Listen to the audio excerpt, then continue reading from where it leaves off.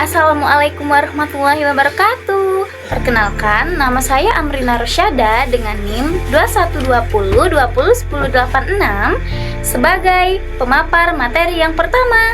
Yuk ke videonya. Halo, yuk secara bersama-sama kita mengamati video jalan raya berikut ini. Dari video tersebut, saya melihat beragam macam tumbuhan. Lalu, apa sih tumbuhan? Tumbuhan merupakan salah satu makhluk hidup yang terdapat di alam semesta dan termasuk ke dalam kingdom Plante. Tumbuhan berfungsi untuk mengubah unsur hara menjadi bahan pangan, menghasilkan oksigen, dan lain-lain seperti yang tertera pada video ini. Setelah kita mengetahui apa itu tumbuhan dan fungsinya, yuk kita mengamati tumbuhan tomat berikut ini dan catatlah hasil pengamatanmu. Dari pengamatan tadi, saya mulai bertanya-tanya, mengapa tumbuhan bisa tumbuh dengan tegak? Setelah mendapatkan hasil pengamatan, ternyata saya menemukan bagian-bagian dari tumbuhan dan fungsinya. Bagian tumbuhan yang pertama dan berhasil menjawab pertanyaan saya tadi adalah akar. Akar terletak di bagian paling bawah tumbuhan atau yang biasa tertanam di dalam tanah. Akar memiliki fungsi untuk menopang tumbuhan agar berdiri tegak serta menyerap air dari unsur hara di dalam tanah.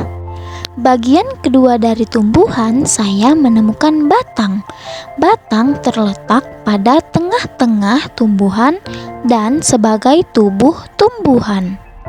Batang berfungsi untuk menyokong tubuh tumbuhan, mengangkat air dan mineral yang diserap oleh akar, serta mengangkat zat makanan hasil fotosintesis untuk diedarkan ke seluruh bagian tumbuhan. Bagian ketiga tumbuhan, saya menemukan daun. Daun letaknya berada pada ujung batang yang memiliki bentuk seperti lembaran-lembaran yang menjuntai ke bawah. Daun berfungsi sebagai tempat berlangsungnya fotosintesis. Bagian keempat tumbuhan, saya menemukan hal yang cantik yang disebut dengan bunga. Bunga berfungsi untuk alat perkembangbiakan tumbuhan. Lalu saya menemukan buah. Buah berfungsi untuk melindungi biji dan sebagai tempat menyimpan cadangan makanan. Ketika menemukan buah, saya pun membelahnya menjadi dua bagian. Kemudian saya temukan lagi bagian dari tumbuhan yang keenam, yaitu biji. Biji berfungsi sebagai alat perkembangbiakan dan juga sebagai tempat menyimpan cadangan makanan. Itulah tadi pengamatan kita mengenai bagian-bagian tumbuhan dan fungsinya.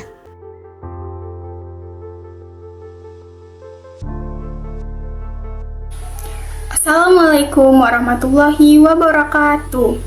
Di sini saya akan menjelaskan mengenai hasil observasi yang telah saya lakukan mengenai proses fotosintesis pada tumbuhan melalui percobaan Ingenhousz. Sebelum kita memasuki proses terjadinya fotosintesis, ada baiknya kita mengetahui terlebih dahulu apa itu fotosintesis. Nah, jadi fotosintesis adalah proses pengubahan senyawa air atau H2O dan karbon dioksida C2O dibantu oleh cahaya matahari yang diserap oleh klorofil sehingga menghasilkan senyawa glukosa. Nah, glukosa yang dihasilkan selain digunakan langsung oleh tumbuhan juga akan disimpan dalam bentuk makanan atau buah. Tidak hanya glukosa, dalam proses fotosintesis, tumbuhan juga menghasilkan oksigen atau O2 yang dibutuhkan manusia dan hewan. Sekarang kita akan melakukan eksperimen kecil mengenai proses terjadinya fotosintesis sederhana melalui percobaan Ingenhousz. Percobaan Ingenhousz adalah salah satu percobaan yang digunakan untuk membuktikan bahwa proses fotosintesis pada tumbuhan menghasilkan oksigen. Tokoh yang mengenalkan percobaan Ingenhousz adalah Jan Ingenhousz. Langsung saja kita ke alat dan bahannya. Sediakan 3 buah daun, yaitu daun muda, daun sedang, dan daun tua. Di sini saya melakukan percobaan pada daun mangga. Selanjutnya itu 3 buah gelas dan air secukupnya. Langkah pertama, penuhi ketiga gelas tersebut dengan air secukupnya.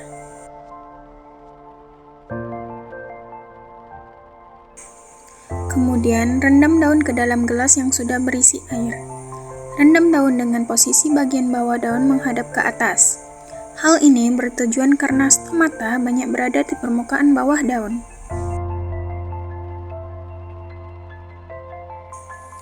Letakkan gelas tersebut di bawah sinar matahari langsung, kemudian amati hingga 5-15 menit. Terdapat perbedaan jumlah gas atau oksigen yang dihasilkan saat fotosintesis antara 3 jenis daun yang digunakan dalam percobaan. Daun yang sudah berusia dewasa adalah daun yang paling banyak menghasilkan gelembung gas atau oksigen, sehingga dapat dikatakan laju fotosintesisnya paling tinggi dibandingkan daun yang lain yang masih berusia muda atau yang sudah tua. Hal ini dapat terjadi karena daun dewasa memiliki klorofil yang lebih banyak dari daun muda, yang mana pada daun muda biasanya masih dalam proses pembentukan, sedangkan daun yang sudah berumur tua sudah mengalami perubahan dan struktur sel jaringan serta sebagian besar klorofil daun sudah rusak yang disebut dengan peristiwa klorosis.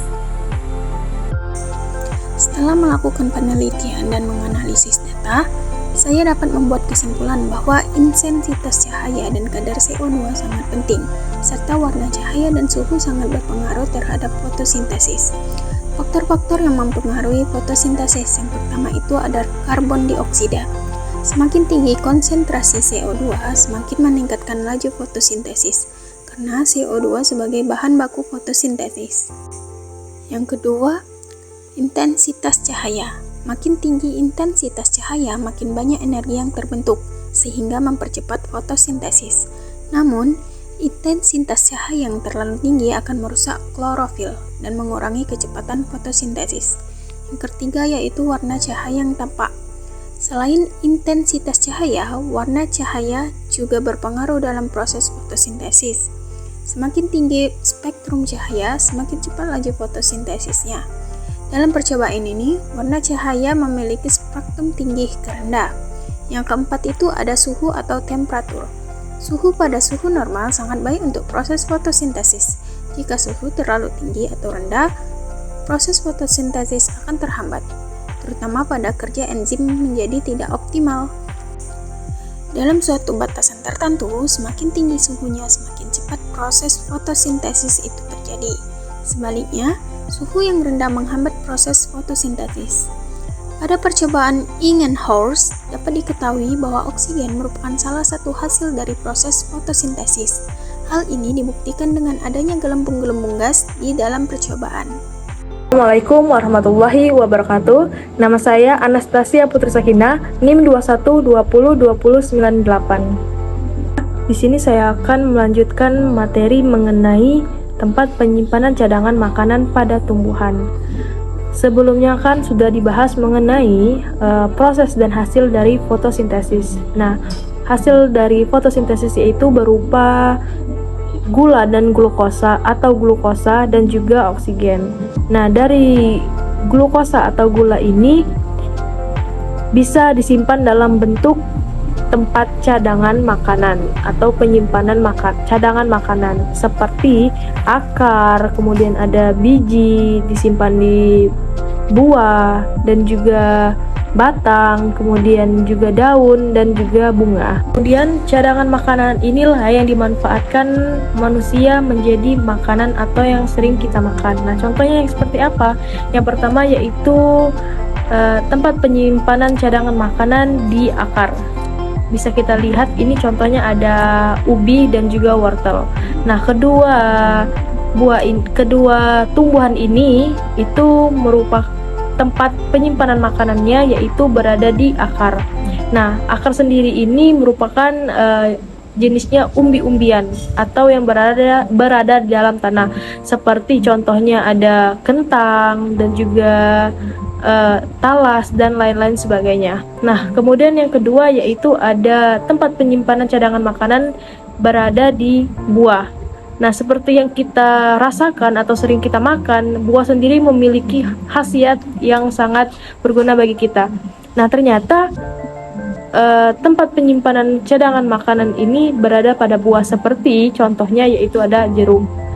Nah, jeruk ini merupakan hasil dari fotosintesis yang kemudian menjadi tempat penyimpanan cadangan makanannya di buah. Nah, selain jeruk juga ada alpukat, kemudian apel, kemudian ada pisang dan lain sebagainya. Kemudian selanjutnya yaitu tempat penyimpanan cadangan makanan di daun. Nah, ini ada contohnya yaitu berupa sawi. Nah, sawi di sini merupakan tempat penyimpanan cadangan makanan di daun seperti ini. Nah, ini merupakan hasilnya.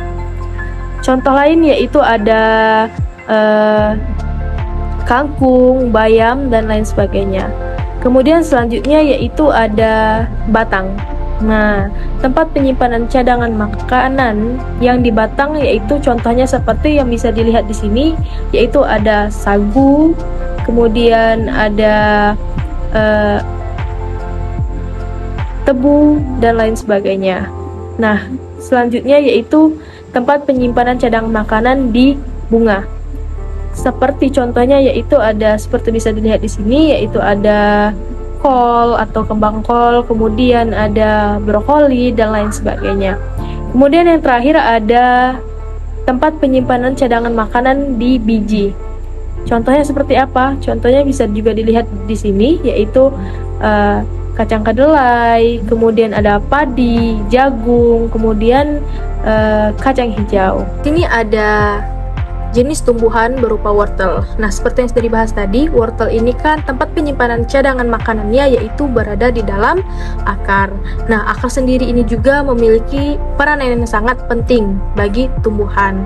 Nah, jika akar ini dipotong, maka tumbuhan itu akan mati dan tidak bisa mengambil nutrisi dari dalam tanah. Nah, tumbuhan wortel ini memiliki batang yang pendek serta akar tunggang yang mana akan berubah menjadi umbi dengan bentuk memanjang seperti ini. Bisa dilihat bagaimana proses penyimpanan cadangan makanan pada wortel. Nah, proses penyimpanan cadangan makanan pada wortel ini melalui fotosintesis, di mana karbonhidrat dihasilkan dari daun wortel dan kemudian disimpan di akar wortel dan kemudian berubah menjadi sukrosa. Nah, sukrosa kemudian berubah menjadi pati. Selanjutnya, penyimpanan pati pada wortel ini dipengaruhi juga dari beberapa hal. Yang pertama yaitu seperti kelembapan, kemudian suhu, dan juga tingkat cahaya. Nah, jadi tempat-tempat penyimpanan cadangan makanan pada tumbuhan itu ada 6. Yang pertama di dalam akar, di dalam biji, di dalam buah, di dalam batang, di dalam bunga, dan di dalam daun. Mungkin itu saja yang dapat saya jelaskan pada video kali ini. Kami akhiri. Assalamualaikum warahmatullahi wabarakatuh.